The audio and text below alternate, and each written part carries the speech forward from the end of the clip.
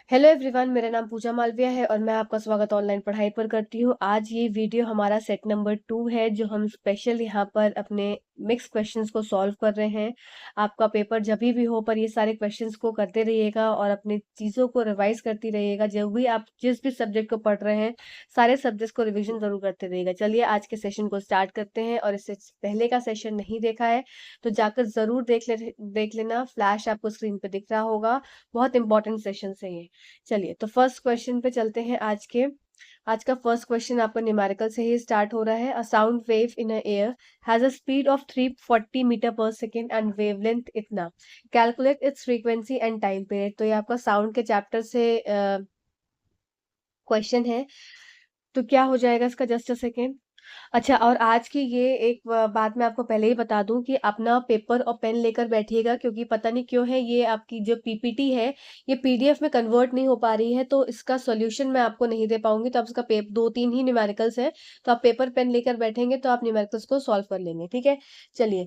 तो सबसे पहला क्वेश्चन क्या बोल रहा है कि हवा में एक ध्वनि तरंग की गति, तो गति कितनी दे के रखी है? जो जो दिया होता है ना, वो चीजें हमको पहले लिखने नहीं होती है। तो v जो हो जाएगा वेलोसिटी, जिसको गति बोलते हैं, तो ये है आपको 340 मीटर पर सेकेंड की। और तरंग दैर्घ्य देके रखा है, जिसको लैम्डा से डिनोट करते हैं, जो कि है आपका 1.7 मीटर्स। ठीक है, इसकी आवृत्ति आवृत्ति पूछी है। आवृत्ति मतलब फ्रीक्वेंसी पूछी है। क्या क्या पूछा है आपसे? फ्रीक्वेंसी पूछी है, और दूसरा पूछा है एवं समयावधि की गणना करें, मतलब कि टाइम पीरियड। ठीक है, तो दो चीजें हैं, समयावधि टाइम पीरियड और आपकी आवृत्ति की दो चीजें पूछी गई हैं। तो फ्रीक्वेंसी का क्या फॉर्मूला हो जाता है? फ्रीक्वेंसी के अगर फॉर्मूले की मैं आपसे बात करूं तो फ्रीक्वेंसी होती है नंबर ऑफ, ये एन से डिनोट किया जाता है, एन से। ठीक है, और वेलोसिटी और फ्रीक्वेंसी में क्या रिलेशन हो जाएगा? v is equals to n into lambda, तरंग दैर्घ्य। ठीक है, ये आपका हो जाता है क्या? फॉर्मूला। अब एन क्या है? फ्रीक्वेंसी है। एन क्या हो जाएगा? v अपॉन में लैम्डा। तो एन फ्रीक्वेंसी क्या हो जाएगी? आवृत्ति। अब v क्या है? वेलोसिटी। 340 metre per second. और लैम्डा की वैल्यू, तरंग दैर्घ्य की वैल्यू कितनी दे रखी है? 1.7 मीटर। मीटर से मीटर गया। अब यहाँ पर n की वैल्यू क्या आ जाएगी आपकी? इसको कैंसिल करेंगे। 3400, 17 टू ज़ा और 00। तो और फ्रीक्वेंसी कितने में होती है? हर्ट्स में होती है। तो यहाँ पर आंसर आ गया आपका n is equals to 200 hertz. ठीक है, अब बात कर लेते हैं किसकी? समयावधि, मतलब कि समयावधि की, टाइम पीरियड की बात कर लेते हैं। टाइम पीरियड, ये इसका फॉर्मूला क्या हो जाता है? 1 अपॉन में फ्रीक्वेंसी। तो यहाँ पर आपका टाइम पीरियड क्या हो जाएगा? t is equals to 1 upon में फ्रीक्वेंसी क्या हो गया? n। अब इसकी वैल्यू पुट कर देंगे। t हमको निकालना है, n की वैल्यू क्या है? 1 अपॉन 200। इसको सॉल्व करेंगे तो 200 को इधर लिखा और 1 को इधर लिखा, पॉइंट लगाया, जीरो लगाया, फिर जीरो लगाया, फिर जीरो लगाया, फिर जीरो लगाया, फिर जीरो लगाया, और ये बढ़ गया 5 टाइम्स। 5 टाइम्स गया कितना? 1000। तो यहाँ पर इसकी वैल्यू क्या आ गई आपकी? 0.005। और साथ ही इसका वैल्यू क्या हो जाएगी आपकी? ये टाइम पीरियड है तो ये सेकेंड्स में, तो इसके हिसाब से आंसर क्या आ गया? 200 हर्ट्ज और 0.05005 सेकेंड्स। ठीक है, तो ऑप्शन नंबर 2 आपका करेक्ट उत्तर हो गया। चलिए नेक्स्ट क्वेश्चन पे चलते हैं। नेक्स्ट क्वेश्चन क्या है? अब है आपका no force act on an current carrying conductor when it is placed इन।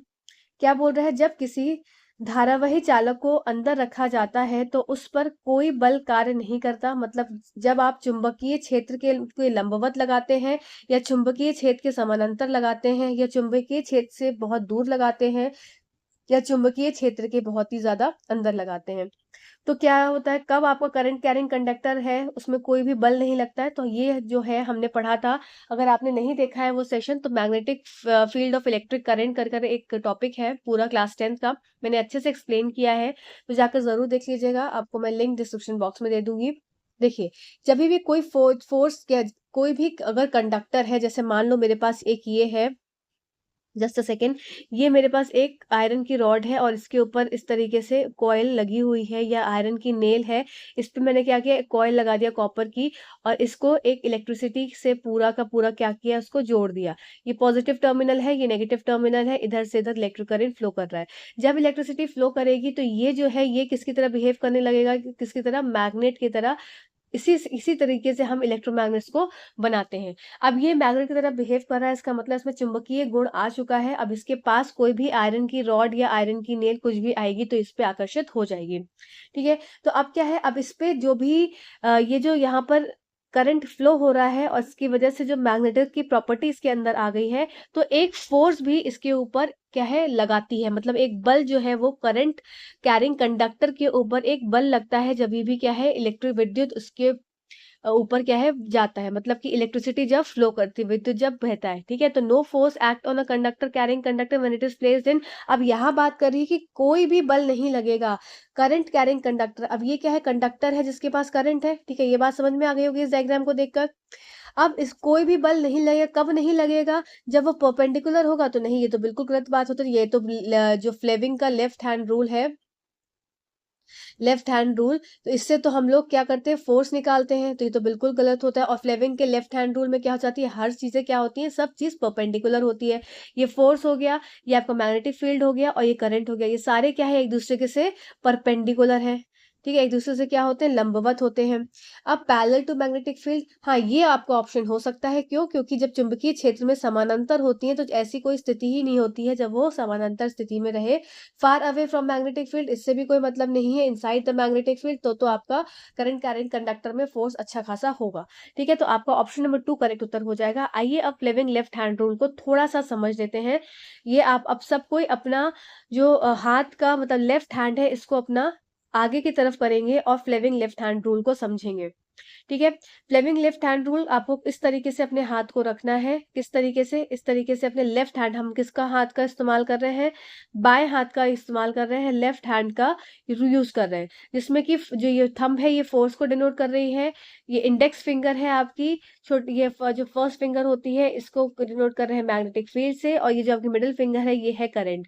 और सारी डायरेक्शन जो होनी चाहिए, जो एंगल्स होने चाहिए इनके बीच के, ये होने चाहिए 90 डिग्री के एंगल। इस तरह से आप कुछ भी करेंगे, आप अपनी कलाई को मोड़िए, अपने पूरे हाथ को मोड़िए, कुछ भी मोड़िए, पर ये जो पोजीशन है इस पोजीशन को चेंज नहीं करना है। तो यहाँ पर एक हैंकी बांधकर बैठ जाएंगे।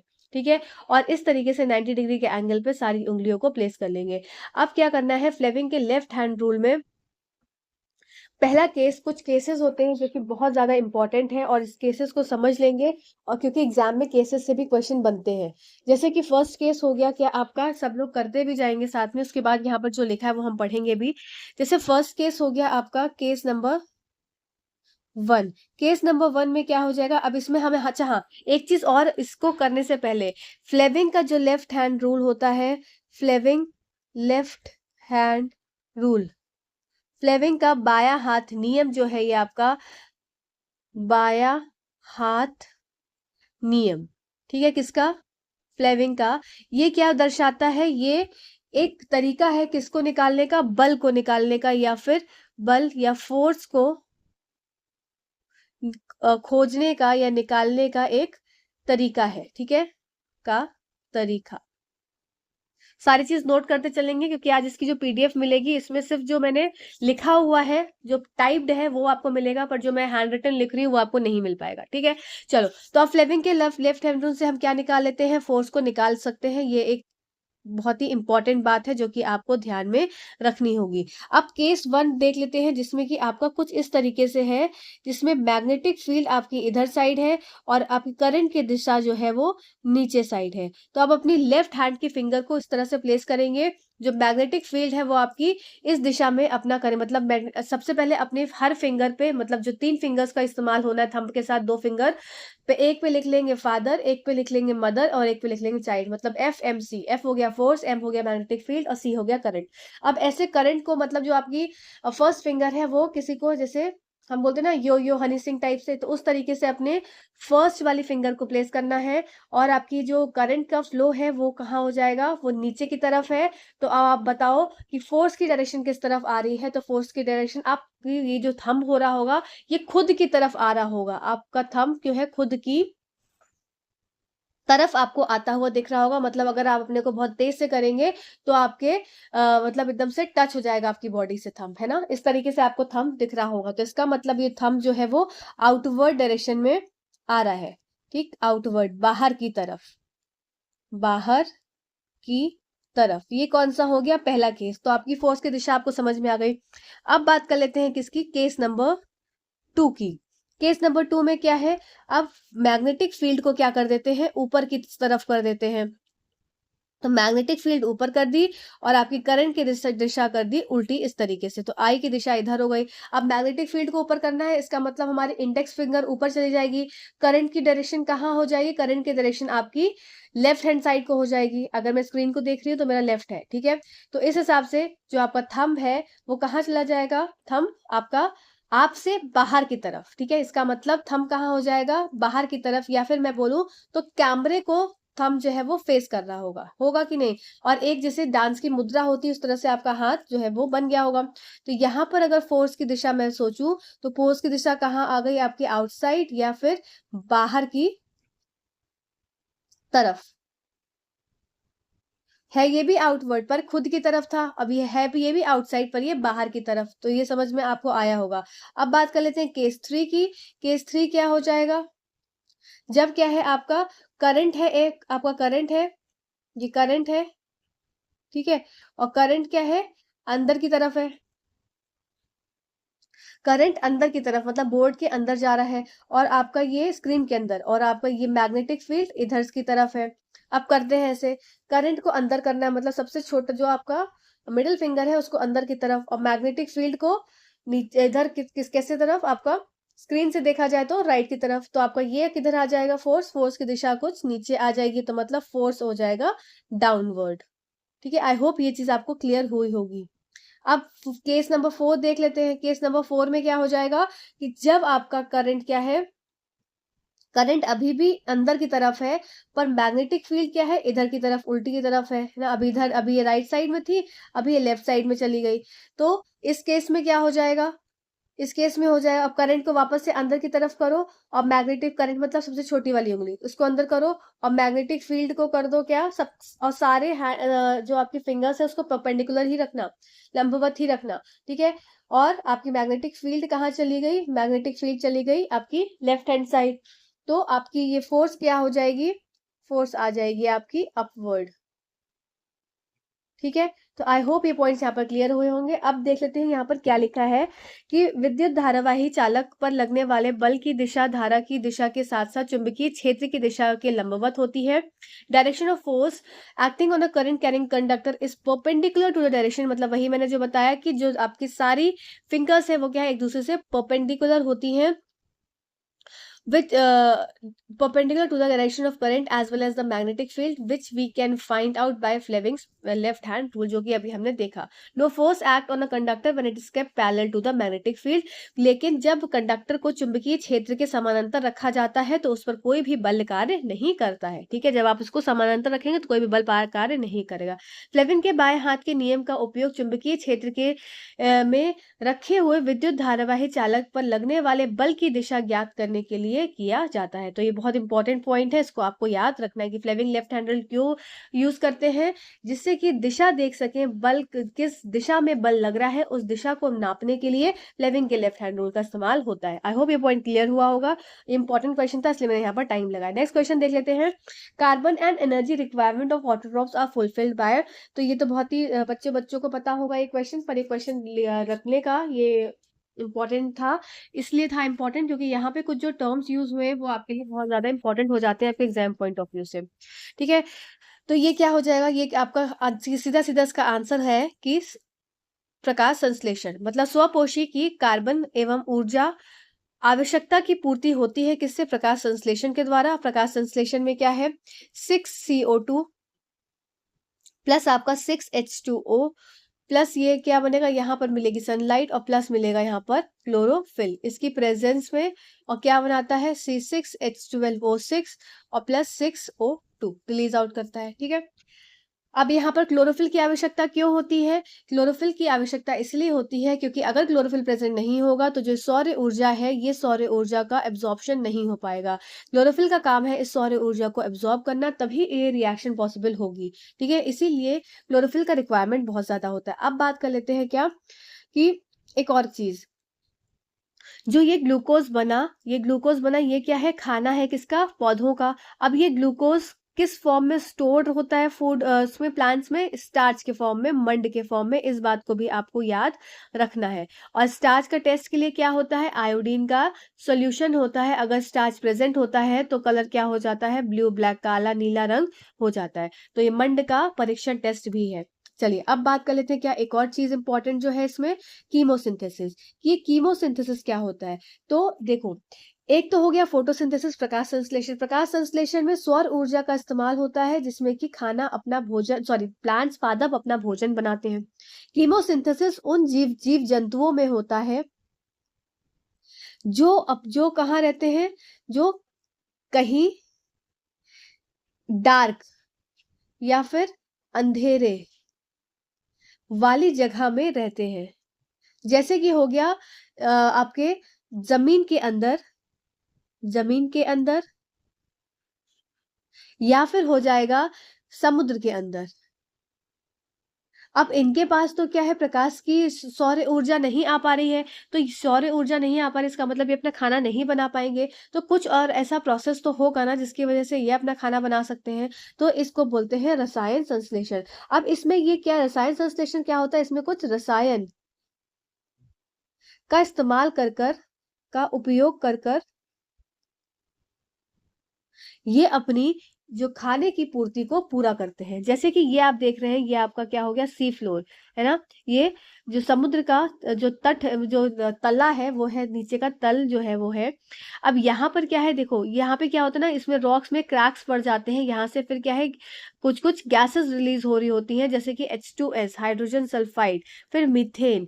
ये हाइड्रोजन सल्फाइड और मीथेन, ये सब क्या है, एज अ केमिकल एक्ट करते हैं और उसी तरह से रिएक्शन होती है। बस इसमें क्या है, प्रकाश संश्लेषण की जगह H2S या मीथेन की आवश्यकता होती है, यूज होता है, और फिर खाना जो है अपना, वहां के पौधे, जीव जंतु अपना खाना बनाते हैं। ठीक है, तो आइए देख लेते हैं क्या क्या चीजें हैं यहाँ पे। और हाइड्रोथर्मल वेंट्स क्या होते हैं, हाइड्रोथर्मल वेंट्स ऐसे क्रैक्स हो जाते हैं, छिद्र हो जाते हैं चट्टानों में, जो कि आपके नीचे सतह जो मैंटल प्रेजेंट है वहां तक रहते हैं। और ये जो सतह में हाइड्रोथर्मल वेंट्स हैं, ये जहां पर आपके प्लेट्स पाई जाती हैं, टेक्टोनिक प्लेट्स पाई जाती हैं, जहाँ क्रैक्स पाए जाते हैं, वहां पर ये प्रेजेंट होते हैं। ठीक है, ये सारी चीजें मैंने लिखी है। चलिए आइए देख लेते हैं क्या है। तो कीमोसिंथेसिस, कीमोसिंथेसिस वह प्रक्रिया है जिसके द्वारा भोजन, बैक्टीरिया या अन्य जीवित चीजों द्वारा ऊर्जा स्रोत के रूप में रसायनों का उपयोग करके बनाया जाता है, आमतौर पर सूर्य के प्रकाश की अनुपस्थिति में।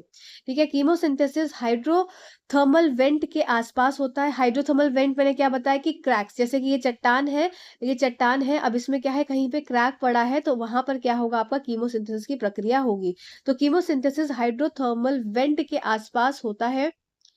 और मीथेन गहरे समुद्र में रिश्ता है जहां सूरज की रोशनी अनुपस्थित होती है। अब ये जो क्रैक्स है, इस क्रैक से क्या रिलीज होगा, मीथेन रिलीज होगा, या फिर यहाँ से क्या रिलीज होगा, हाइड्रोजन सल्फाइड H2S। ठीक, कीमोसिंथेसिस के दौरान समुद्र तल पर या जानवरों के भीतर रहने वाले बैक्टीरिया पानी और कार्बन डाइऑक्साइड से ग्लूकोज बनने के लिए हाइड्रोजन सल्फाइड और मीथेन के रासायनिक बंधनों में संग्रहित ऊर्जा का उपयोग करते हैं। शुद्ध सल्फर और सल्फर यौगिक उत्पाद के रूप में उत्पादित होते हैं। ठीक है, फिर ये आपका हो जाएगा muscles and tube worm hydrothermal vent के से निकलने वाले हाइड्रोजन सल्फाइड का उपयोग कर रहे हैं। तो ये जो मसल्स एंड ट्यूब वर्म्स है, ये जीव है, ये क्या कर रहे हैं, हाइड्रोजन सल्फाइड्स जो रिलीज हो रही है कहाँ से, हाइड्रोजन वेंट्स। हाइड्रोजन वेंट्स क्या है, जो क्रैक्स हैं, छिद्र है, जो आपकी चट्टाने हैं नीचे की उसमें से निकलते हैं, तो इसका उपयोग करते हैं। अब आप रिएक्शन देख सकते हैं, वही है 6CO2 है, वाटर भी है, ठीक है, पर यहाँ पर क्या लगा, सौर ऊर्जा की जगह H2S लग गया, शुगर बना और क्या बन गया, सल्फर कंपाउंड्स रिलीज आउट हो गए। ठीक है, तो आई होप ये पॉइंट क्लियर हो गया होगा। आइए इंग्लिश में पढ़ देती हूँ। Chemosynthesis is the process by which food is made by bacteria. अच्छा देखिए, ये सेशन आपको लंबा लग रहा होगा तो लगने दीजिए, पर इस एक क्वेश्चन से आपकी मैं काफी चीजें प्रिपेयर करा रही हूँ, तो इस सेशन से जरूर जुड़िए, और आपको सेशंस अच्छे लगते हो तो अपने दोस्तों तक भी पहुंचाया करिए। Chemosynthesis is the process by which food is made by bacteria or living things using chemicals as an energy source, typically in the absence of sunlight. Chemosynthesis occurs around hydrothermal vents and methane seeps in the deep sea where sunlight is absent. During chemosynthesis, bacteria living on the seafloor or within the animals use energy stored in chemical bonds of hydrogen sulfide and methane to make glucose from water and carbon dioxide dissolved in seawater. Pure sulfur and sulfur compounds are produced as a byproduct. ठीक है, चलो next देख लेते हैं। Next question क्या है, which is the best way to write spherical mirrors. गोलाकार दर्पण लिखने का सबसे अच्छा तरीका क्या है, तो इसमें क्या आपका आंसर हो जाएगा क्वेश्चन नंबर 4 का, इसमें आंसर हो जाएगा R is equals to 2F। ठीक है, जो रेडियस होता है वो ट्वाइस होता है किसके, फोकल लेंथ के। अब आप यहाँ पर कुछ चीजें हैं इसको समझ लेंगे। देखो F क्या है, फोकल लेंथ, ये जो है ये फोकल लेंथ होती है, जो कि यहाँ ये आपका पोल हो गया और ये फोकस हो गया और ये सेंटर ऑफ कर्वेचर हो गया। ठीक है, अब देखिए ये क्या हो गया, ये फोकस हो गया, ठीक है, ये फोकस हो गया, और यहाँ से क्या है, ये सेंटर ऑफ कर्वेचर है, इसका मतलब वक्रता का ये केंद्र है, ये हो गया आपका वक्रता का केंद्र। ठीक है, अब देखो कुछ पॉइंट्स को समझते जाओ, ये वक्रता का केंद्र है, मतलब ये क्या हो गया, आपका पूरा का पूरा रेडियस हो गया, त्रिज्या, ये हो गई आपकी रेडियस, रेडियस को बोलते हैं त्रिज्या, त्रिज्या। तो अब ये फोकस कैसा हो जाएगा, तो रेडियस यहां से लेके यहां तक आपका रेडियस है और इतना इतना फोकस है, तो आर क्या हो जाएगा, आर हो जाएगा आपका 2F। इससे समझ में आया होगा, फिर से समझ लेते हैं। तो ये क्या है, सेंटर ऑफ कर्वेचर, यहां से लेके यहां तक की दूरी क्या हो गई, ये रेडियस हो गया, त्रिज्या हो गई, त्रिज्या। और यहां से लेके यहां तक की दूरी क्या है, F है, फोकस है, तो फोकस बराबर क्या हो जाएगा आपका, सॉरी रेडियस बराबर क्या हो जाएगा, ट्वाइस ऑफ फोकस। ठीक है, केंद्र का दुगना हो जाएगा फोकस का। अब एक और बात समझ लो, जैसे कि इसमें है ये आपका कौन सा मिरर, ये आपका हार्ड सरफेस है, तो इसका मतलब ये कौन सा मिरर है आपका, ये आपका कॉनकेव मिरर है। मतलब ये आपका कौन सा दर्पण है, अवतल दर्पण। अब अवतल दर्पण है, इसका मतलब जो शाइनी सरफेस है बाहर है और लाइट आपकी इधर साइड आ रही है। ठीक है, ये पॉइंट को यहाँ याद रखेंगे और वापस से इस तरह से बाउंस बैक होकर फोकस पर जाकर मिलती है। ठीक है, अब ये आपका क्या है, दूसरा वाला बात कर रहे हैं, ये आपका उत्तल दर्पण है,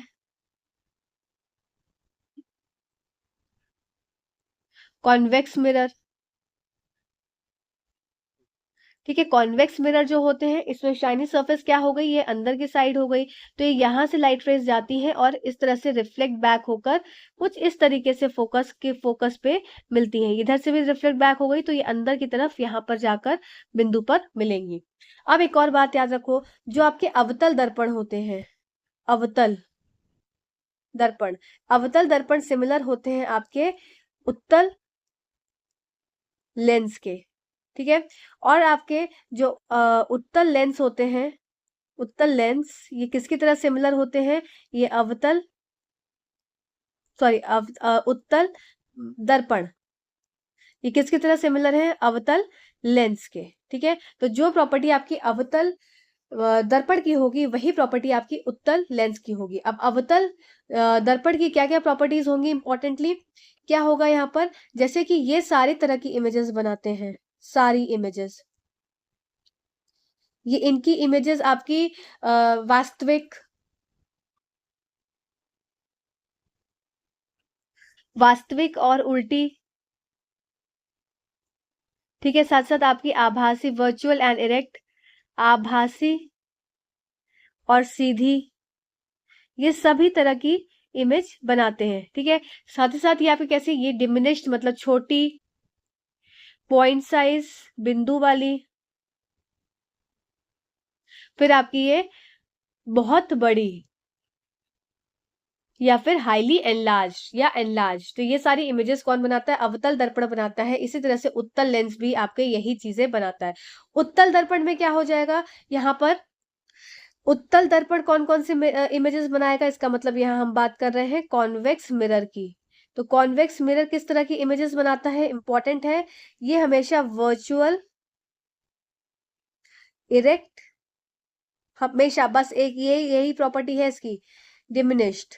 ठीक है, डिमिनिश्ड साइड, कभी भी एनलार्ज्ड इमेज नहीं बनाता ये, मतलब ये आभासी, सीधी और छोटी इमेजेस को बनाता है। यही प्रॉपर्टी आपकी अवतल लेंस की हो जाएगी। चलो नेक्स्ट क्वेश्चन पे चलते हैं।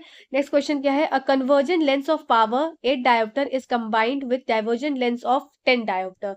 ये बहुत इंपॉर्टेंट क्वेश्चन लगा, इसलिए मैंने यहाँ पर ऐड कर दिया है। बहुत इंपॉर्टेंट क्वेश्चन है, कॉम्बिनेशन ऑफ लेंसेज से आ जाते हैं क्वेश्चंस।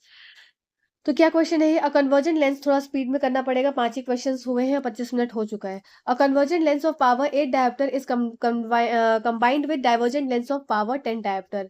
8 डायोप्टर क्षमता का एक अभिसरण लेंस को 10 डायोप्टर क्षमता के अपसारी लेंस के साथ जोड़ा जाता है। संयोजन को की फोकल लंबाई की गणना आपको करनी है। ठीक है, देख लेते हैं। चलो जल्दी से बनाते हैं। सबसे पहले देखते हैं, ये आपका एक हो गया कन्वर्जेंट लेंस और एक हो गया इसके साथ जुड़ा हुआ डाइवर्जेंट लेंस। अब इसमें अलग अलग इसकी क्या करा गया है? इसकी एक हो गई आपकी 8 डायोप्टर का कन्वर्जेंट लेंस है, 8 डायोप्टर का कन्वर्जेंट लेंस है। डाइवर्जेंट लेंस आपका -10 डायोप्टर है। ठीक है, इसकी पावर दे के रखी है। अब पावर का फॉर्मूला क्या हो जाता है? Power is equals to 1/f। Power का फॉर्मूला होता है 1/, में फोकल लेंथ। तो सबसे पहले हमको क्या ज्ञात करना है? सबसे पहले हमको कुल पावर कितनी आ जाएगी? कुल पावर आ जाएगी इसकी 8 डायोप्टर प्लस, यहाँ पर माइनस का साइन है, -10 का डायोप्टर। ठीक है, तो ये आ जाएगी आपकी -2 डायोप्टर। टोटल आपकी पावर आ गई। ठीक है, अब देखो, अब क्या करेंगे यहाँ पर? पावर, जबकि कंबाइंड पावर है is equals to 1/, focal length की कंबाइंड, फोकल लेंथ कंबाइंड, तो इसको लिखेंगे 1/-2, और ये हो जाएगा आपको 0.5 सेंटीमीटर्स। तो इसका आंसर हो जाएगा आपका 0.5 सेंटीमीटर्स, और वो भी माइनस में। ठीक है, -0.5 सेंटीमीटर्स। चलो नेक्स्ट क्वेश्चन कर लेते हैं। नेक्स्ट क्वेश्चन है आपका, given below are the steps to conduct an experiment to test the presence of starch in a leaf, which of the following step is not necessary. एक पत्ते में मंड की उपस्थिति को जांचने के लिए प्रयोग करने के नीचे दिए गए चरण है, निम्नलिखित में से कौन सा चरण आवश्यक नहीं है? तो कौन सा चरण आवश्यक नहीं होगा? तो देखो, मंड का टेस्ट है, उसका मतलब कि ये बताना है कि एक जो पौधा दिया गया है इसमें फोटोसिंथेसिस, प्रकाश संश्लेषण की प्रक्रिया हो भी रही है कि नहीं हो रही है। अगर प्रकाश संश्लेषण की प्रक्रिया हो रही होगी तो इसका मतलब फूड एज अ सोर्स बन रहा होगा, खाना, खाद्य पदार्थ बन रहा होगा उस पौधे में। खाद्य पदार्थ किस फॉर्म में बनता है? मंड के फॉर्म में बनता है, जो कि खाना यूज करता है प्लांट, और जो स्टोर करता है, जो बाद के लिए संग्रहित रखता है, वो भी क्या है? मंड का ही रूप होता है। ठीक है, तो चलो आओ देख लेते हैं कौन कौन सा स्टेप जरूरी है। पत्ते को पहले पानी में उबालें और फिर अल्कोहल में, फिर विरंजित पत्ते को धोएं, फिर पत्ते को आंच पर गर्म करें, फिर विरंजित पत्ते पर कुछ बूंदे आयोडीन घोल की डालें। तो इसका सारा स्टेप्स मैंने लिखा हुआ है नेक्स्ट स्लाइड में। तो यहाँ पर क्या हो जाएगा? इसमें हीट करने की कोई भी आवश्यकता नहीं है कि पत्ते को अगर आप हीट कर देंगे तो वो जल जाएगा, तो इसकी आवश्यकता नहीं होती है। तो सबसे पहले क्या है कि जो पत्ती है आपकी, इसको क्या करना पड़ता है? इसको उबालना पड़ता है, और इस उबालने के बाद क्या है? इसको अल्कोहल में डालना पड़ता है, डालते हैं, और फिर क्या करते हैं? इसको धोते हैं, जिससे कि क्या है, ये ब्लीच हो जाए, इसका खत्म हो जाए कलर क्लोरोफिल की वजह से।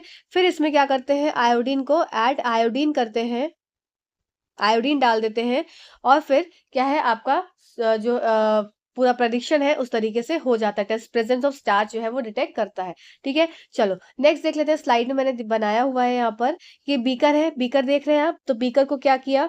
ये लीफ को एक गर्म पानी में डाल दिया, ठीक है, इस तरीके से गर्म पानी में डाल देते हैं। फिर ये वाटर बाथ इसमें फिर अल्कोहल को ऐड कर देते हैं, फिर इसको कोल्ड वाटर में डाल देते हैं, फिर इसमें आयोडीन का सॉल्यूशन डाल देते हैं। अगर ये आपका ब्लू ब्लैक कलर आता है यहाँ पर देख रहे हैं तो ये स्टार्च प्रेजेंट है, नहीं आता है तो इसमें स्टार्च नहीं है। चलो नेक्स्ट क्वेश्चन चलते हैं।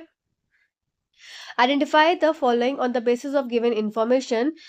पौधों में जल एवं पोषकों के परिवहन के लिए संवहन उत्तक है। ए क्या है आपका, are vascular tissues for transportation of water and nutrients in plants, ठीक है। Water are vascular tissues that transport fuel, ऐसे संवहन उत्तक होते हैं जिन जिन जो कि पौधों में भोजन पहुंचाते हैं। Tiny pores present on the surface leaves, पत्तों की सतह पर उपस्थित सूक्ष्म छिद्र होते हैं। तो सूक्ष्म छिद्र कौन से होते हैं आपके, रंध्र होते हैं, इसका नाम तो रंध्र हो गया। तो रंध्र क्या है, स्टोमेटाज हो गए। और आपके भोजन के लिए कौन से जरूरी होते हैं, ये हो जाते हैं फ्लोएम, ठीक है। फिर आपके पानी के लिए क्या इंपॉर्टेंट होते हैं, ये आपके होते हैं जाइलम, ठीक। तो इसके हिसाब से आंसर क्या हो जाएगा आपका, ए होना चाहिए आपका जाइलम, फिर फ्लोएम, फिर स्टोमेटा, ऑप्शन नंबर 2 करेक्ट उत्तर हो जाएगा, ठीक। चलो नेक्स्ट क्वेश्चन करते हैं। नेक्स्ट क्वेश्चन है हमारा क्वेश्चन नंबर 8। क्वेश्चन नंबर 8 क्या है, अ फेदर ऑफ मास 15 ग्राम, एक ऊंचाई पर 15 ग्राम द्रव्यमान का पंख छोड़ा जाता है। यह पाया जाता है कि वह एक समान वेग से गिर रहा है, उस पर काम करने वाला नेट बल क्या होगा। तो देखिए क्या क्या दिया हुआ है, सबसे पहले देख लेते हैं। बहुत आसान क्वेश्चन है, अभी मैं समझा देती हूँ, फिर अभी कभी भी ऐसा क्वेश्चन आएगा तो आप डायरेक्टली इसके आंसर तक पहुंच सकते हैं। तो देखो सबसे पहले क्या होता है, फोर्स का फॉर्मूला क्या हो जाता है, force is equals to mass into acceleration. बल जो होता है आपका, ये आपका द्रव्यमान इनटू आपका एक्सीलरेशन क्या होता है, त्वरण, ठीक है।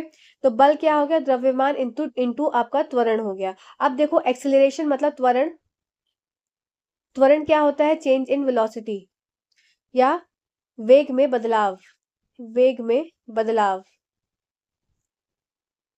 अब यहाँ पर क्या होता है, चेंज इन वेलोसिटी, ठीक है, त्वरण हो गया।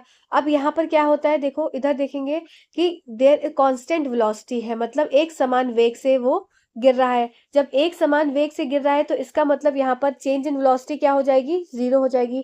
तो एक्सिलरेशन का अगर मैं फॉर्मूला लगाऊं तो एक्सिलरेशन हो जाता है क्या, v माइनस यू अपॉन में टी। v जो होती है फाइनल वेलोसिटी, u जो इनिशियल वेलोसिटी अपॉन में टी। अब चेंज इन वेलोसिटी क्या है, जीरो है, मतलब आपका यहाँ पर एक जीरो अपॉन में टी हो जाएगा। तो इसके हिसाब से जो आपका त्वरण आया ये कितना आ जाएगा, 0 मीटर पर सेकेंड स्क्वायर, ठीक है। तो अब ये 0 मीटर पर सेकेंड स्क्वायर आया, तो यहाँ पर आप इसकी वैल्यू पुट कर सकते हैं। F is equals to mass कितना भी दिया हो 15 ग्राम्स इंटू आपका जीरो हो जाएगा, तो फोर्स क्या हो जाएगा आपका, 0 न्यूटन लगेगा, ठीक है। तो इसके हिसाब से आपका आंसर फर्स्ट वाला ऑप्शन इसका हो जाएगा, क्योंकि चेंज इन वेलोसिटी आपकी क्या थी, जीरो थी, क्योंकि कांस्टेंट वेलोसिटी कांस्टेंट आपका एक समान वेग से कोई भी ऑब्जेक्ट गिर रहा है, ठीक। चलो नेक्स्ट क्वेश्चन पे चलते हैं। नेक्स्ट क्वेश्चन क्या है, the reaction between barium chloride, reaction 1 और रिएक्शन 2 अलग अलग दिए। Barium chloride reacts with sodium sulphate और दूसरी है magnesium oxide reacts with carbon dioxide.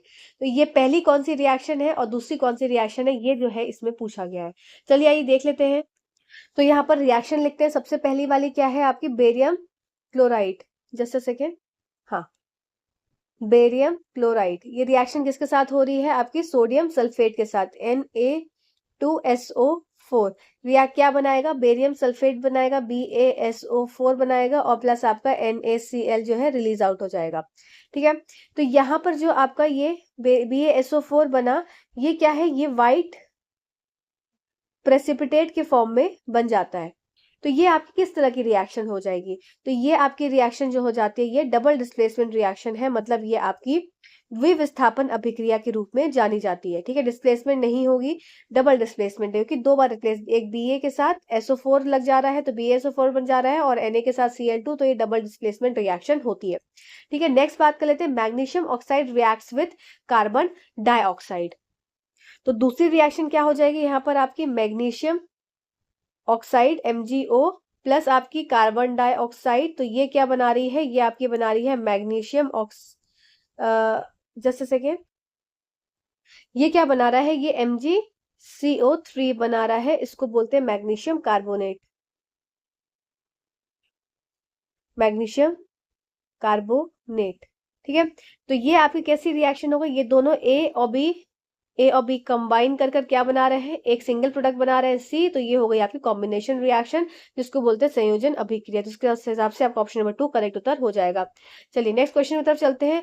ये आपका देखो सारे रिएक्शंस है कि ए और बी एक साथ कंबाइन करता है तो ए बी हो गया कॉम्बिनेशन रिएक्शन। डिकम्पोजिशन रिएक्शन जब क्या होता है, टूटता है, विघटन रिएक्शन। फिर कंबशन रिएक्शन हो गई, फिर न्यूट्रलाइजेशन रिएक्शन जिसमें कि उदासीकरण रिएक्शन हो जाती है, जिसमें कि एसिड अम्लीय अम्ल और आपका क्षार आपका बेस, ठीक है, अम्ल और बेस की रिएक्शन होती है और आपका क्या बनता है, सॉल्ट बनता है, नमक बनता है और फिर पानी बनता है। तो ये आपकी कौन सी रिएक्शन हो जाती है, ये आपकी न्यूट्रलाइजेशन, उदासीकरण रिएक्शन, डिस्प्लेसमेंट, विस्थापन रिएक्शन, जब आपका विस्थापित होती है एक जगह से दूसरी जगह चीज सब कंपाउंड्स या एलिमेंट्स। ठीक है, नेक्स्ट बात कर लेते हैं क्या, read the following statement given below and choose the correct option. निम्नलिखित कथनों को पढ़िए और सही विकल्प का चयन करिए। दहन की सभी अभिक्रियाएं ऊष्माक्षेपी अभिक्रिया होती है। All combustion reactions are exothermic. ये बात बिल्कुल सत्य है कि दहन की सारी जो रिएक्शंस होती हैं ये हमेशा एक्सोथर्मिक रिएक्शन है, कुछ ना कुछ हीट जो प्रोड्यूस करेंगी। Oxygen is added and heat is release in all this reaction. ये बात भी सत्य है, इन सभी अभिक्रियाओं में ऑक्सीजन और का संयोजन होता है और ऊष्मा उत्सर्जित होती है। ठीक है, तो इसके हिसाब से हमारा आंसर क्या हो जाएगा, क्वेश्चन नंबर हम 10th पर पहुंच चुके हैं, अभी हमारे पास 10 क्वेश्चन बचे हैं। ये हो जाएगा आपका both S1 and S2 are true and S2 is the correct explanation of S1। ठीक, आइए देख लेते हैं क्या लिखा है यहाँ पर। ये आपकी कंबशन रिएक्शन है। दहन प्रतिक्रिया एक रासायनिक प्रतिक्रिया है जिसमें ईंधन ऑक्सीकरण एजेंट के साथ प्रतिक्रिया करके ऑक्सीकरण से गुजरता है, जिसके परिणाम स्वरूप ऊर्जा निकलती है, आमतौर पर गर्मी के रूप में। दहन प्रतिक्रिया आमतौर पर ऑक्सीडेंट और ईंधन के बीच उत्पादित एक्सोथर्मिक रिकॉर्ड्स रिएक्शन प्रतिक्रियाएं होती हैं। यह ध्यान रखना है आवश्यक है कि सभी दहन प्रतिक्रियाओं में परिणाम स्वरूप आग नहीं निकलती। ठीक है, सब में आग नहीं निकलती, कुछ में क्या है फ्यूम्स भी निकलते हैं, सॉरी फ्यूम्स बोल रही हूँ, आपका स्मोक भी रिलीज होता है, जैसे कि आपने कोयले को जलते हुए देखा होगा उस तरीके से। तो ये आपकी सारी तो सब क्या होती है, कंबशन रिएक्शंस होती हैं। नेक्स्ट बात कर लेते हैं, what should be the characteristics of a fuse. एक फ्यूज की विशेषताएं क्या होनी चाहिए, क्या वो पतला होना चाहिए या उसका निम्न प्रतिरोधक होनी चाहिए या निम्न गलनांक होना चाहिए या मोटा तार होना चाहिए या निम्न प्रतिरोधकता होना चाहिए, उच्च गलनांक होना चाहिए, क्या होना चाहिए। तो 11 का यहाँ पर आंसर हो जाएगा आपका ऑप्शन नंबर 3। ठीक है, ऑप्शन नंबर 3 मतलब थिन वायर होना चाहिए, हाई रेजिस्टिविटी होना चाहिए, पतला तार, उच्च प्रतिरोधकता और निम्न गलनांक होना चाहिए। अब फ्यूज क्या होता है, देखो फ्यूज हमेशा ऐसे मेटल का बनता है, इस बात को याद रखेंगे, जो फ्यूज है हमेशा मेटल ऐसे मेटल का बनता है जिसका क्या होगा, जिसका गलनांक कम हो। अब ऐसे मेटल कौन कौन से हो सकते हैं, ये हो गया लेड, ये हो गया टिन। ठीक है, क्यों, इसका लो मेल्टिंग पॉइंट होना चाहिए और इसकी हाई रेजिस्टिविटी मतलब उच्च इसका प्रतिरोधकता इसकी उच्च होनी चाहिए और लो मेल्टिंग पॉइंट होना चाहिए। ठीक है, चलो नेक्स्ट क्वेश्चन को देख लेते हैं। नेक्स्ट क्वेश्चन है हमारा fuse wire. A current carrying wire composed of composite material that melts at a moderate temperature called fuse wire। मिश्रित सामग्री से बना विद्युत धारा प्रवाहित तार जो मध्यम तापमान पर पिघल जाता है फ्यूज तार कहलाता है। It is made up of alloy, ये अलॉय से बना होता है, लेड, टिन, जिंक, इन सब के अलॉय से बना होता है। It must have a low melting point and high specific resistance. ठीक, इसका गलनांक कम और विशिष्ट प्रतिरोध उच्च होना चाहिए। ये इंपॉर्टेंट पॉइंट्स थे इसलिए मैंने यहाँ पर लिखे। ये क्वेश्चंस मैं वही डालती हूँ जो आपके लिए हेल्पफुल रहे, तो इन सेशन से जरूर जुड़ा करिए। ये सब क्वेश्चंस आपके प्रीवियस कहीं ना कहीं एग्जाम्स में पूछे गए क्वेश्चंस हैं, नीट में या सीटेट में या कहीं ना कहीं क्वेश्चन पूछे हुए हैं। क्यों, क्योंकि ये क्वेश्चंस देखो एनसीईआरटी के क्वेश्चंस हैं, तो वही सब क्वेश्चंस उसी तरह से आते हैं। तो आपको अगर कहीं के क्वेश्चन प्रॉपर ऑथेंटिक दिए जाएं तो वो आपके लिए बहुत हेल्पफुल होते हैं। तो चलो आप देख लेते हैं। नेक्स्ट क्या है, growth and branching of roots in A and B horizon is advantages for absorption of water and minerals. A और बी संस्तर स्थितियों पर जड़ों की वृद्धि एवं शाखन जल एवं खनिजों के अवशोषण के लिए लाभदायक है। तो ये बात बिल्कुल सत्य है। फिर ये आपका स्टेटमेंट ठीक हो गया। A and B horizons are rich in water, mineral and humus. A और बी संस्तर स्थित जल खनिजों एवं खाद्य में समृद्ध होता है। तो क्वेश्चन नंबर 12 पे हम पहुंच चुके हैं, तो यहाँ पर आंसर हो जाएगा both S1 and S2 are true and S2 is the correct explanation of S1। देखो अब यहाँ पर आपको दी है ये कुछ हॉरिजन्स। देखो सबसे पहला वाला हॉरिजन जो होता है ए हॉरिजन होता है, ये हमारी लेयर्स ऑफ है या फिर परत है किसकी, आपकी सोयल प्रोफाइल है, सोयल प्रोफाइल, मृदा परिच्छेदिका। ठीक है, मृदा परिच्छेदिका है ये। तो इसमें क्या है, डिफरेंट डिफरेंट हमको लेयर्स को पढ़ना होता है। जैसे कि सबसे पहली लेयर है ए हॉरिजन। तो ए हॉरिजन की खास बात क्या है, यहाँ पर जीव जैव पदार्थ मरे गले, मरे गले जैव पदार्थ पाए जाते हैं। ठीक है, तो जो आपके डेड रिमेन्स है, डेड रिमेन्स है किसके, एनिमल्स के या इंसेक्ट्स के या किसी भी जीव के, तो वो कहाँ पाए जाएंगे, आपके ए हॉरिजन में पाए जाएंगे। इसलिए इसको ए हॉरिजन को क्या है, बहुत ही उर्वरक हॉरिजन भी माना जाता है। हाईली रिच होती है इन सब चीजों में, और साथ ही साथ इसमें जो जड़ें होती हैं, वो जड़ों का काम क्या होता है, पानी को एब्जॉर्ब करना सॉइल से। ठीक, बस नेक्स्ट बात करते हैं बी हॉरिजन की। तो B horizon are the layer of maximum accumulation of materials such as silicate, clays, iron, aluminium. जो बी हॉरिजन होता है इसमें मैक्सिमम, अच्छा हाँ, इसमें क्या होता है, ह्यूमस प्रेजेंट होता है, ह्यूमस प्रेजेंट होता है। ठीक है, फिर आपका बी हॉरिजन जो होता है इसमें मिनरल्स अधिक होते हैं, मिनरल्स अधिक पाए जाते हैं।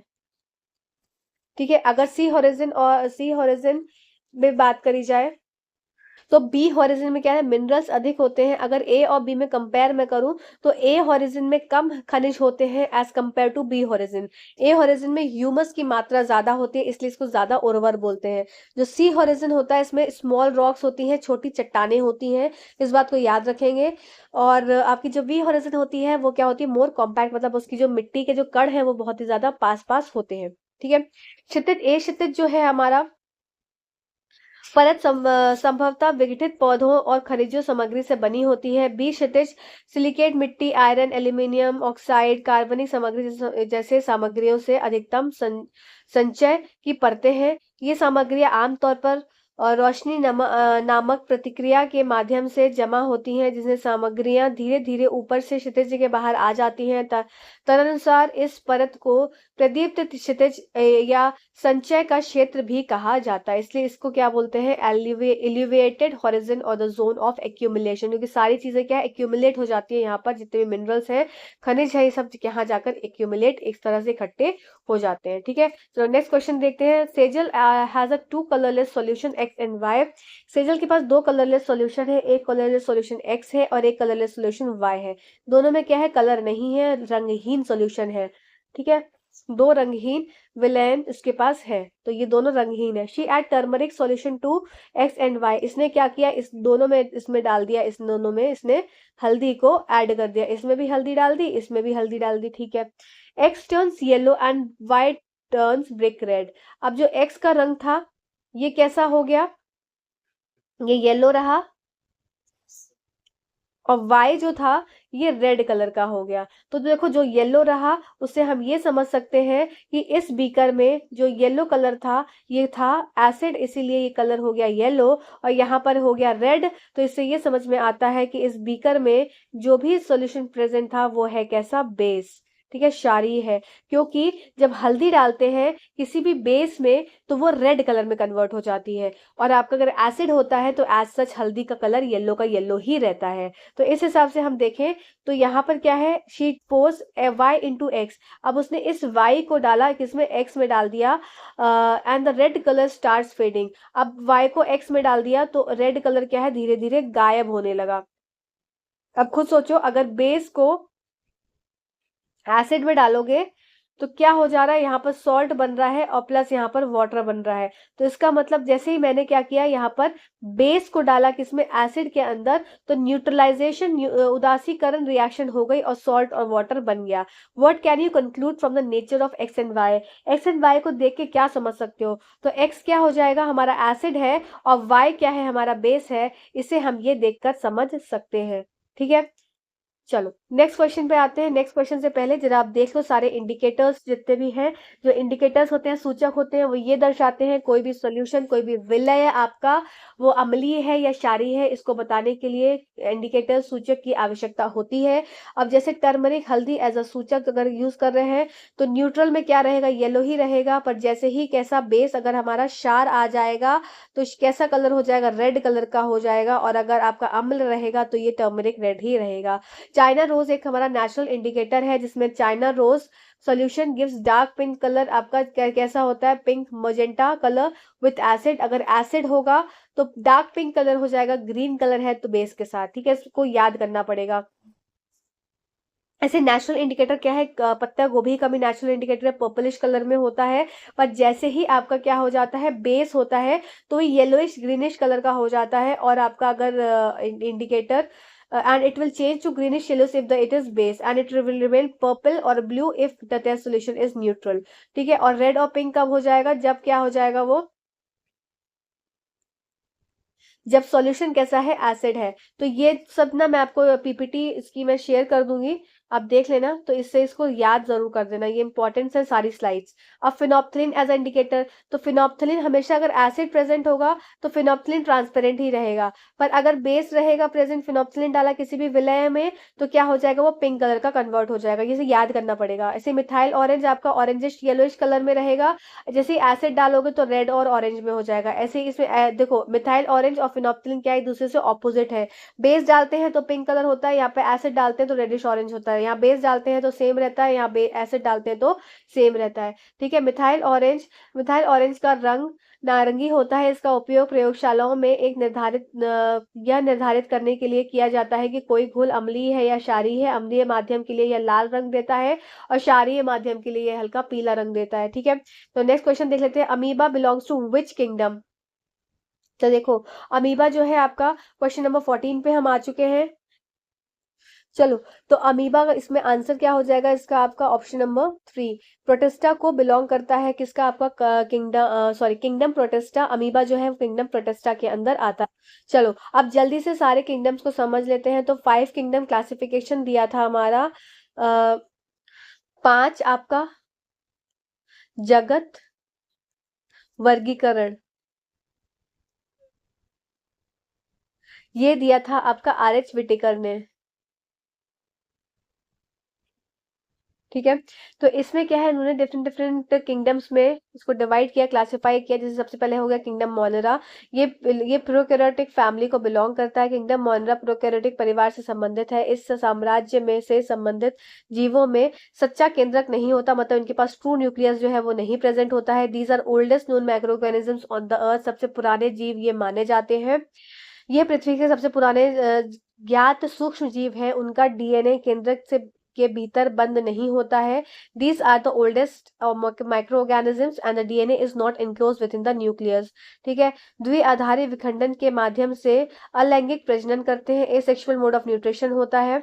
They contain 70s ribosome. Flagella जो है वो लोकोमेटरी ऑर्गन की तरह काम करते हैं। It lacks organ like mitochondria, lysosomes. इस तरह के ऑर्गन्स जो सेल ऑर्गेनरीज है वो इसमें प्रेजेंट नहीं होते। ठीक है, चलो आओ अब देख लेते हैं 5 किंगडम क्लासिफिकेशन क्या क्या हो गया। जैसे ये आपके प्रोकैरियोट्स हो गए, इधर आपके यूकैरियोट्स हो गए। ठीक है, फिर ये आपके यूनिसेल्युलर हो गए, और फिर आपके ये बहुकोशिकाओं बहु मल्टी सेलुलर्स हो गए। यूनिसेल्युलर का एग्जाम्पल हो जाता है प्रोटिस्टा। प्रोकैरियोट से देखो ये स्लाइड बहुत अच्छे से याद कर लेना, क्योंकि कई बार एग्जाम में पूछा जाता है कि आपके मोनरा जैसे एग्जाम्पल दे दिया, आपका मोनरा का एग्जाम्पल क्या होगा, यू बैक्टीरिया हो गया, आर्क बैक्टीरिया हो गए, तो ये किस टाइप के है, तो ये कैसे हैं, प्रोकैरियोट्स है। इसी तरह से आपका अगर अमीबा की बात कर ली जाएगी तो अमीबा क्या है, आपका यूकैरियोटिक यूनिसेल्युलर है वो यूकैरियोटिक, पर क्या है वो यूनिसेल्युलर। ऐसे मल्टी सेलुलर्स में क्या हो जाएंगे आपके, मल्टी सेलुलर में यूकैरियोटिक मल्टी सेलुलर, प्लांट हो गए, फंजाई हो गए, एनिमल्स हो गए। ठीक है, तो ये स्लाइड को याद कर लेना। नेक्स्ट बात कर लेते हैं, 5 kingdom classification is not the most common way to group living organism based on their characteristics. ये आर.एस. व्हिटेकर के द्वारा दी गई थी। ठीक है, तो अब सबसे पहला किंगडम मोनेरा को बात कर लेते हैं। इसमें एग्जाम्पल सबसे ज्यादा इंपॉर्टेंट, वेरी इंपॉर्टेंट है, जो कि आपको याद रखने एग्जाम पॉइंट ऑफ व्यू से। एग्जाम्पल्स साइनोबैक्टीरिया हो गया, बैक्टीरिया हो गया, माइकोप्लाज्मा, आर्किया इसके एग्जाम्पल है।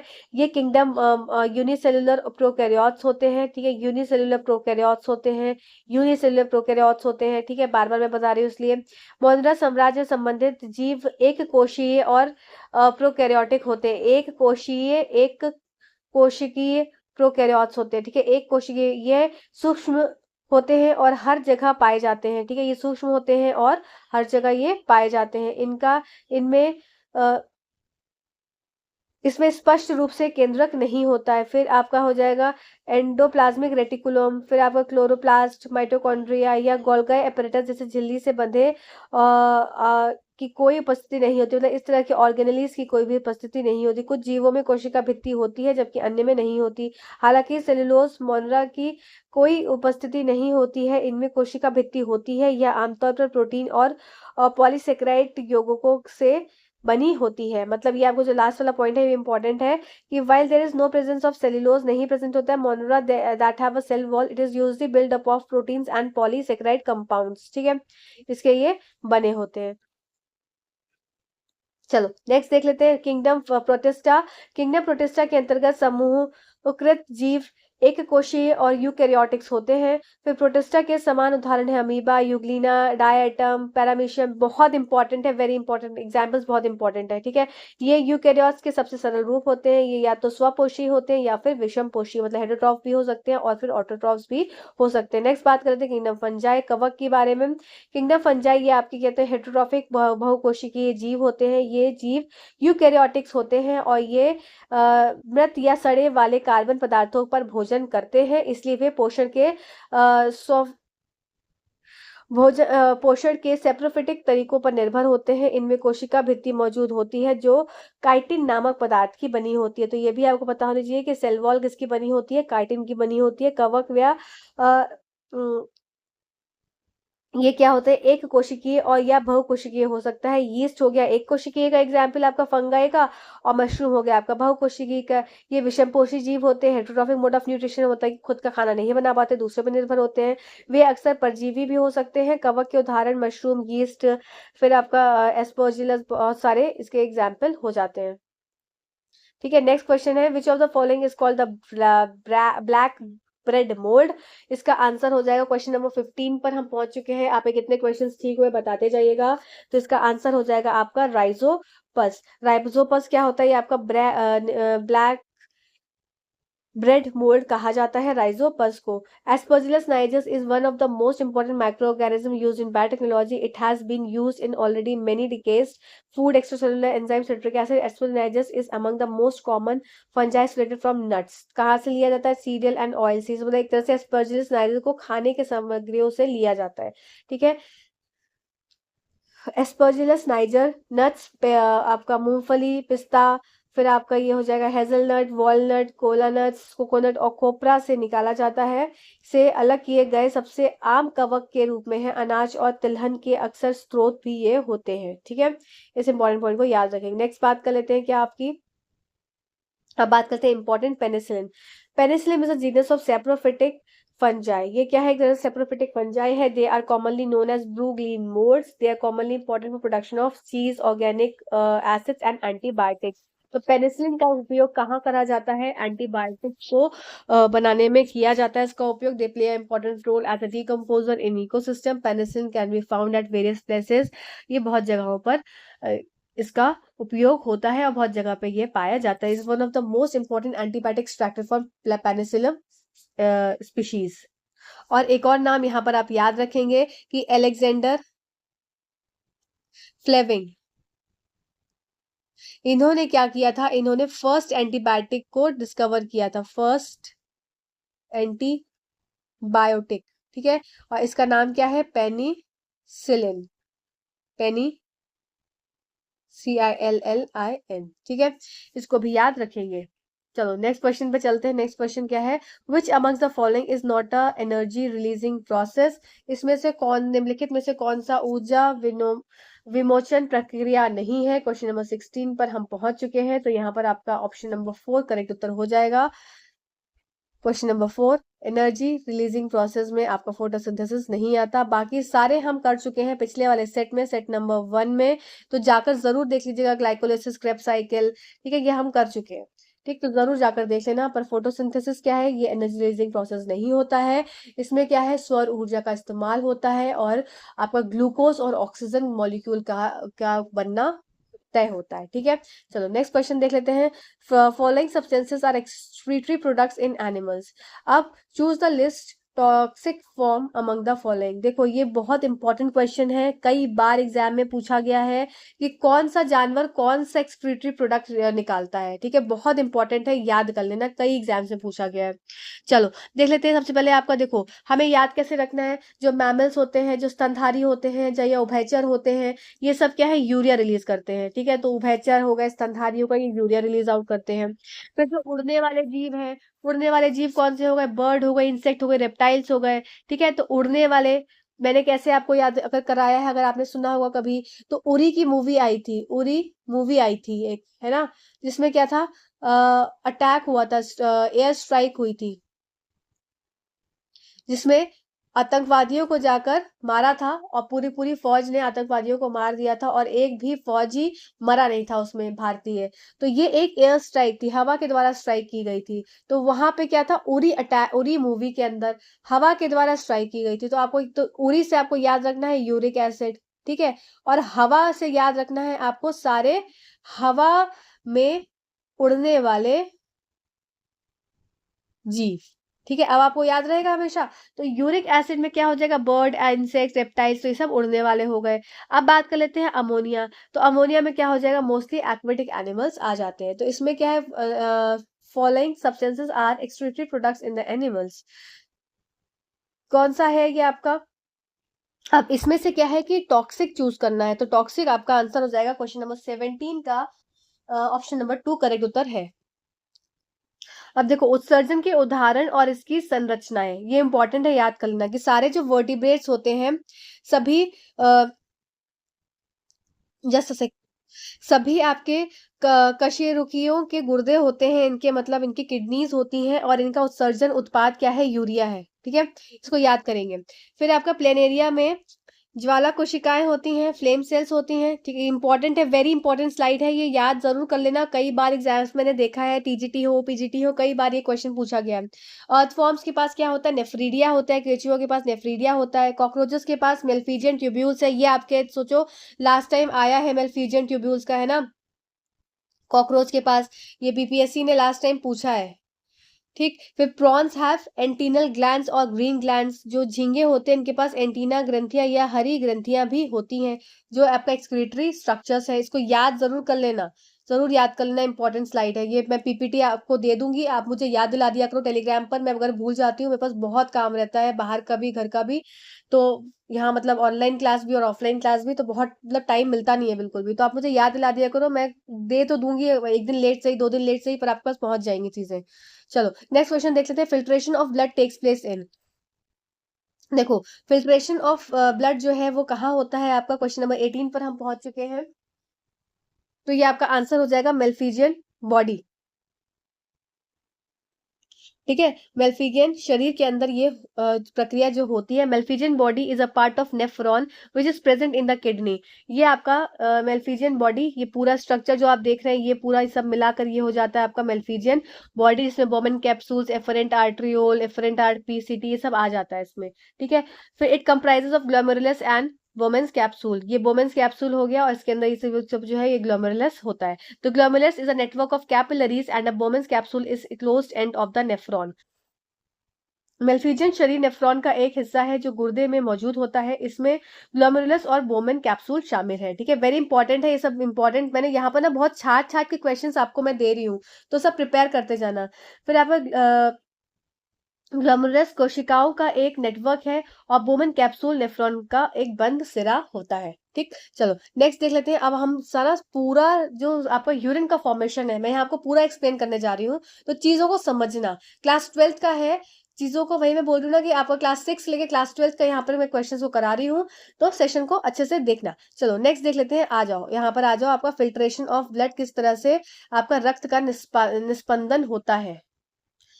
फिल्ट्रेशन कैसे, रक्त का निस्पंदन, glomerular filtration, tubular reabsorption and tubular secretion are the three primary steps in which kidney filter blood and maintain proper electrolyte balance. देखो ब्लड जो है हमारी बॉडी में ब्लड हर तरफ फ्लो करता है। अब ऐसे ब्लड फ्लो होते होते किडनी तक आता है। अब किडनी तक ब्लड के फ्लो होने का कारण क्या होता है कि किडनी में ब्लड के आने के बाद यूरिन का फॉर्मेशन होता है। तो इसका मतलब ब्लड से यूजफुल सब्सटेंसेस को वापस से शरीर के अंदर, बॉडी के अंदर जाना होता है, और जो वेस्ट है वो शरीर के बाहर एज अ यूरिन जो है मूत्र के रूप में निकल जाता है। तो जो रक्त है वो सारी चीजों को लेकर आता है, यूजफुल जो आपकी काम के उपयोगी चीजें हैं, उपयोगी जो मिनरल्स है, खनिज है, साथ साथ आपके जो वेस्ट है, जो आपका मल है, उसको भी साथ में लेकर आ रहा है। तो वही चीज का उसका फिल्ट्रेशन आपका किडनी के अंदर होता है। किडनी में प्रेजेंट होते हैं नेफ्रॉन्स, नेफ्रॉन्स के अंदर आपका ये सारा प्रोसेस जो है, वो प्रक्रिया जो है वो होती है। तो सबसे पहला हो जाएगा आपका ग्लोमेरुलर निस्पादन, ट्यूबुलर पूर्व अवशोषण और ट्यूबुलर स्राव। तीन प्राथमिक चरण हैं जिसमें गुर्दे रक्त को फिल्टर करते हैं और उचित इलेक्ट्रोलाइट संतुलन बनाए रखते हैं। अगर फिल्टर ना हो ब्लड तो इलेक्ट्रोलाइटिक बैलेंस जो है वो डिस्टर्ब हो जाए, और क्या होता है, देखो जिनमें क्या, किसी किसी का आपने सुना होगा कि किडनी क्या है फंक्शन नहीं कर रही है प्रॉपर, तो उसके लिए क्या होता है, आर्टिफिशियल पूरा उनका डायलिसिस करानी पड़ती है। तो इससे ये समझ में आता है कि बॉडी से जो एक्सेस सॉल्ट है, जो एक्सेस वाटर है, जो वेस्ट है, उसका निकलना भी जरूरी है। फिर देख देख रहे glomerular filtration remove solute from the blood. ये सॉल्यूट्स को रिमूव कर देते हैं। It is the first step of urine formation. Glomerular निस्पादन रक्त से विलय को हटा देता है, यह मूत्र निर्माण का पहला चरण है। देखो सॉल्यूट और सॉल्वेंट दो चीज होती है। सॉल्वेंट जिसमें कि सॉल्यूट को घोला जाता है, जैसे चीनी को पानी में घोला तो चीनी सॉल्यूट हो गई, और सॉल्वेंट क्या हो गया आपका, पानी हो गया। ठीक, ऐसे स्टेप 1 क्या है, जिसमें nephron filter blood that run through the capillary network in the glomerulus. जो आपका ये ग्लोमेरुलस है, इस तरह से बोमेंस कैप्सूल, यहाँ पर क्या है, नेटवर्क होता है कैपिलरीज का। तो nephron filter blood that run through the capillary network in the glomerulus. तो नेफ्रॉन क्या करता है, यहाँ पर जो नेफ्रॉन है ये पूरे स्ट्रक्चर को नेफ्रॉन बोलते हैं। ये फिल्टर करता है ब्लड को। Almost all solutes except proteins are filtered out in the glomerulus by the process of glomerular filtration। तो सबसे पहला स्टेप देखो आपको क्या याद रखना है, सबसे पहला स्टेप है ग्लोमेरुलर फिल्ट्रेशन, जिसमें कि सब कुछ फिल्टर होता है एक्सेप्ट द प्रोटीन। देखिए सब चीज का फिल्ट्रेशन होता है पर प्रोटीन का फिल्ट्रेशन नहीं होता। चरण 1 में नेफ्रॉन ग्लोमेरुलर के में कोशिका नेटवर्क के माध्यम से चलने वाले रक्त को फिल्टर करते हैं। प्रोटीन को छोड़कर लगभग सभी विलय ग्लोमेरुलर निस्पंदन नामक प्रक्रिया द्वारा ग्लोमेरुलस से फिल्टर किए जाते हैं। स्टेप 2 में क्या हो जाएगा, अभी हमने क्या था, ये आपके ग्लोमेरुलस थे। फिर यहाँ पर क्या हो जाएगा, इस तरीके से आपको अब लूप ऑफ हेनले देखना है, और आपको क्या हो जाएगा आगे पीसीटी और डीसीटी देखना है। ठीक है, रेनल ट्यूब्यूल्स कलेक्ट फिल्ट्रेट। अब रेनल ट्यूब्यूल्स क्या है, यहाँ पर ये कलेक्ट करती हैं फिल्ट्रेट को। Most of the solute are reabsorbed in PCT. कुछ क्या है पीसीटी में एब्जॉर्ब हो जाते हैं by the process of tubular reabsorption. अब जो यहाँ से नीचे गया वो पीसीटी प्रॉक्सिमल कन्वोल्यूटेड ट्यूब्यूल के से क्या है रीअब्सॉर्ब हो जाता है, और फर्दर आगे प्रोसेसिंग के लिए भेजा जाता है ब्लड। ठीक है, इन लूप ऑफ हेनले, जो ये लूप ऑफ हेनले है, ये लूप ऑफ हेनले हेड नूमी स्ट्रक्चर होता है। Filtrate continues to exchange solute and water with the renal medulla and peritubular capillary network। ठीक है, वक्र नलिकाएं निस्पंदन एकत्र करती हैं। अधिकांश विलय को ट्यूबुलर पुनर्अवशोषण नामक प्रक्रिया द्वारा पीसीटी में पुनः अवशोषित किया जाता है।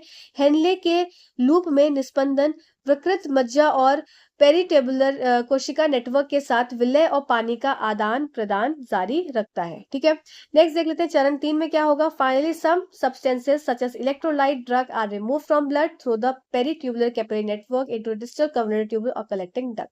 तो लास्ट में क्या है, फाइनली जो इलेक्ट्रोलाइट्स हैं उनको क्या कर दिया जाता है, आगे की तरफ भेज दिया जाता है कलेक्टिंग डक्ट की तरफ। आइए इसको और समझते हैं, अभी चीजों को डरिए नहीं, बिल्कुल आपको डीपली समझा दूंगी ये सब चीजें। देखो, सबसे पहले ग्लोमेरुलस था। ग्लोमेरुलस में क्या था, ब्लड पूरा आ गया, कैपिलरीज के साथ ब्लड सब पूरा का पूरा आ गया। अब इसमें सब कुछ आपका क्या हो जाता है, सब कुछ आपका फिल्टर होता है एक्सेप्ट प्रोटीन, हमने पढ़ा। ठीक है, नेक्स्ट बात कर लेते हैं, ये जो आपका इस तरीके का स्ट्रक्चर है, ये है प्रॉक्सिमल कन्वोल्यूटेड ट्यूब्यूल। यहाँ पर क्या होता है, रीएब्जॉर्ब होते हैं किसके, ions, water, nutrient, remove toxin and adjust the filtrate pH. ठीक है, इसके बाद कहाँ आ जाते हैं हम, थर्ड वाले पॉइंट में, डिसेंडिंग लूप ऑफ हेनले और ascending loop of Henley. Descending मतलब कि नीचे आता हुआ, असेंडिंग मतलब ऊपर बढ़ता हुआ, इसलिए डिसेंडिंग असेंडिंग है। तो मेन बात क्या है, लूप ऑफ हेनले की। तो लूप ऑफ हेनले के पास क्या होते हैं, एक्वापोरेंस होते हैं, जो कि क्या करते हैं, वाटर को पास करते हैं इनटू द इंटेस्टाइनल फ्लूइड, वापस से वाटर को रीअब्सॉर्ब करा देते हैं। Reabsorb sodium and chloride ions, जिसकी आवश्यकता है। ठीक है, फिर यहाँ से कहाँ चला जाता है ब्लड, आपका डिस्टल ट्यूब्यूल में चला जाता है, selectively secretes and absorb different ions to maintain the blood pH and electrolyte balance. यहाँ पर ये कलेक्टिंग डक्ट है जो कि रीअब्सॉर्ब करता है सॉल्यूट, जो कि रीअब्सॉर्ब करना जरूरी है। ठीक है, इसके बाद क्या है, यहाँ पर जाकर इसके आगे जाकर यूरिन जो है वो कलेक्ट हो जाती है। ठीक है, आई होप ये पॉइंट्स आपको क्लियर हुए होंगे। यही सारी चीजें मैंने यहाँ पर लिखी हुई है, आइए देख लेते हैं। ग्लोमेरुलर निस्पादन, ग्लोमेरुलर निस्पादन की प्रक्रिया उच्च रक्तचाप और अभिवाही धमनियों में विशेष झिल्लियों के कारण अधिकांश विलय को फिल्टर करती हैं। The process of glomerular filtration filters out most of the solid due to the high blood pressure and specialised membrane in the afferent arteriole. All solids in the glomerular capillaries, including sodium ions and negatively and positively charged ions, pass through by passive। देखो यहाँ important है, ये slide बहुत important है कि सारे जो solutes होते हैं, all solutes in the glomerular capillaries, including sodium ions and negatively and positively charged ions, pass through by passive diffusion. The only exception is macromolecules such as proteins। क्या हमने पढ़ा था कि जो ग्लोमेरुलर फिल्ट्रेशन था, इसमें सब चीज का क्या है, फिल्ट्रेशन होता है, होता है कि नहीं होता, सारे आयंस का, सारे सॉल्यूट्स का, पर प्रोटीन्स का नहीं होता, ये हमने पढ़ा था। अब देखो ये किस तरीके से होता है, बाय पैसिव डिफ्यूजन। ठीक है, इंपॉर्टेंट लाइन है इसमें। ग्लोमेरुलर कोशिकाओं में सभी विलय जिसमें सोडियम आयन और नकारात्मक और सकारात्मक रूप से अवशोषित आयन शामिल है, निष्क्रिय प्रसार द्वारा गुजरते हैं। ठीक है, ये आपका निष्क्रिय प्रसार मतलब पैसिव डिफ्यूजन के द्वारा गुजरते हैं। इंपॉर्टेंट है, एक्टिव डिफ्यूजन नहीं, पैसिव डिफ्यूजन। एकमात्र अपवाद प्रोटीन जैसे मैक्रो आपके मॉलिक्यूल्स हैं, जो कि इनमें इनका क्या होता है, फिल्ट्रेशन नहीं होता है। ठीक है, ग्लोमेरुलर फिल्ट्रेट FGFR का रेट क्या है, वॉल्यूम ऑफ ग्लोमेरुलर फिल्ट्रेट पर minute by the kidney.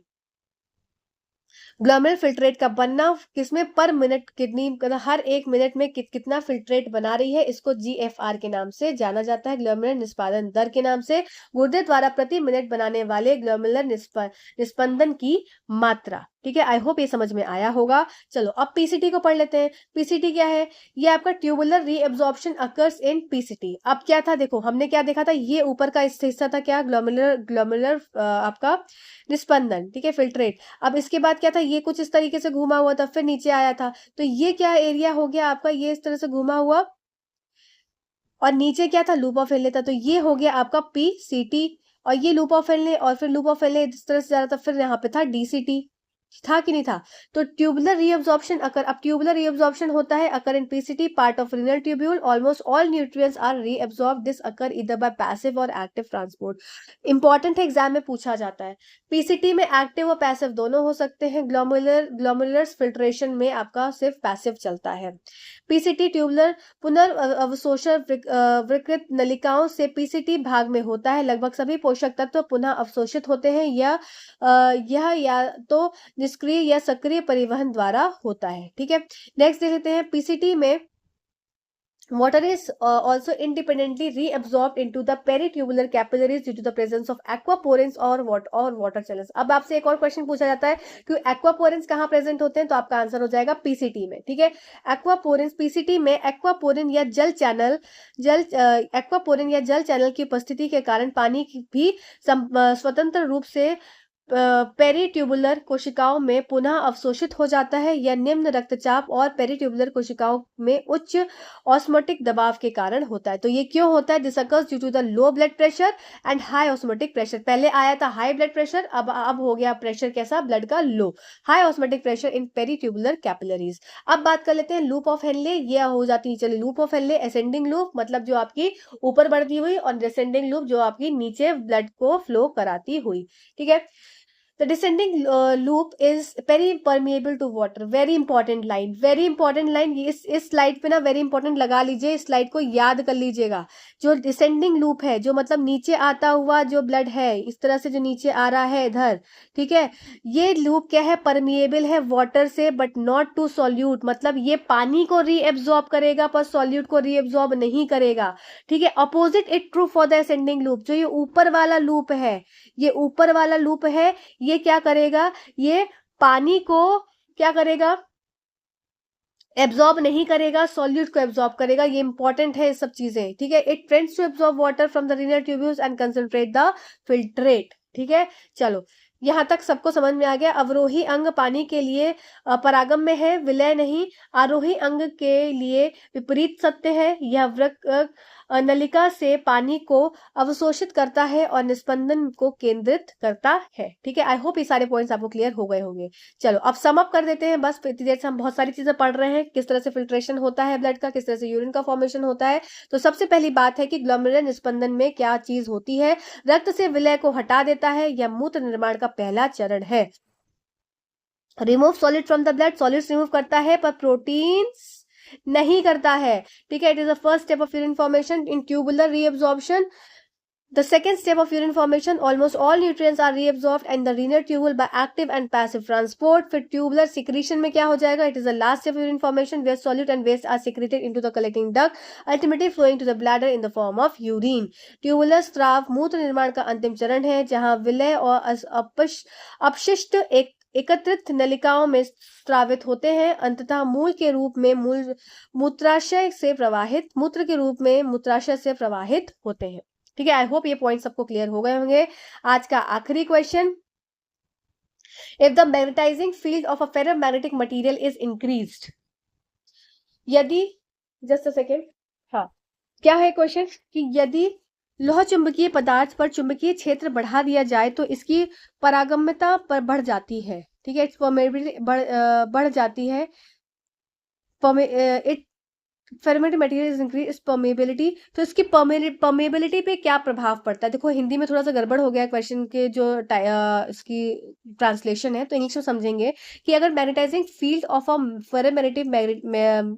Ferromagnetic material is increase.